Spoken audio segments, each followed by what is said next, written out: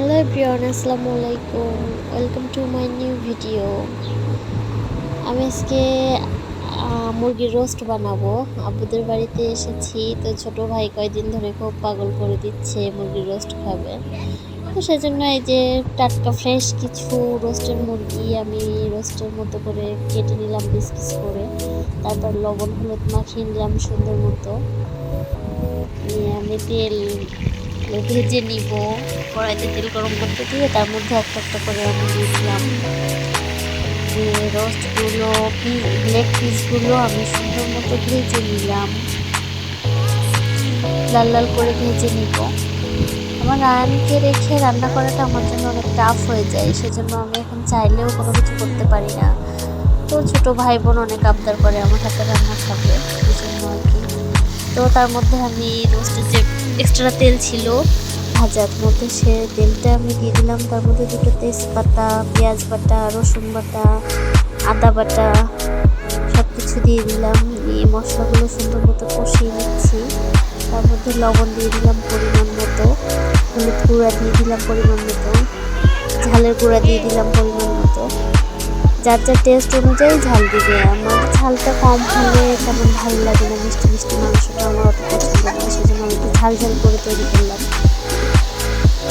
মশলাটা সুন্দর মতো কষিয়ে নিয়ে তার মধ্যে ভেজে রাখা মুরগির পিসগুলো আমি দিয়ে দিলাম।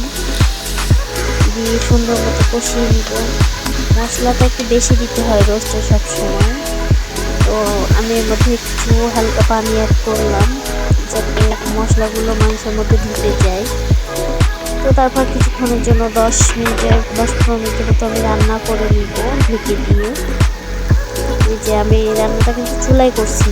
তো গরম মশলা বাটা দিয়ে দিলাম, এতে 3-4 রকমের মশলা আছে একসাথে। আমি এক্সট্রা রোস্টের যে প্যাকেট মশলা ওটা ইউজ করিনি, আমি বাসায় যে মশলাগুলো ছিল তাই দিয়ে তৈরি করার চেষ্টা করেছি। সবসময় তো বাজারে যে সব কিছু মশলা টশলা আনাটা সম্ভব হয় না, সেজন্য হাতের কাছে যেটা থাকে আমি সেগুলো দিয়ে রান্না করার চেষ্টা করি। তো এর মধ্যে এই যে দুধ দিয়ে দিলাম, লিকুইড দুধ, গুঁড়া দুধ গুলিয়ে আমি এটা দিয়ে দিলাম। তারপরে বাদাম বাটা দিয়ে দিলাম, কাঁচা বাদাম বাটা। এটা দিলে ভালো সুন্দর টেস্টও আসে, ফ্লেভারও আসে অনেক সুন্দর রোস্টের মধ্যে। তো তারপরে এই নাড়াচাড়া করলাম, এই যে দেখেন সুন্দর একটা কালার চলে এসেছে। তো পানি দিয়ে দিয়েছিলাম পরিমাণ মতো, দিয়ে তারপর লাস্টে এই যে আমার রোস্ট ফাইনাল লুক এটা দেখেন। তো আমি সার্ভ করে দিচ্ছি।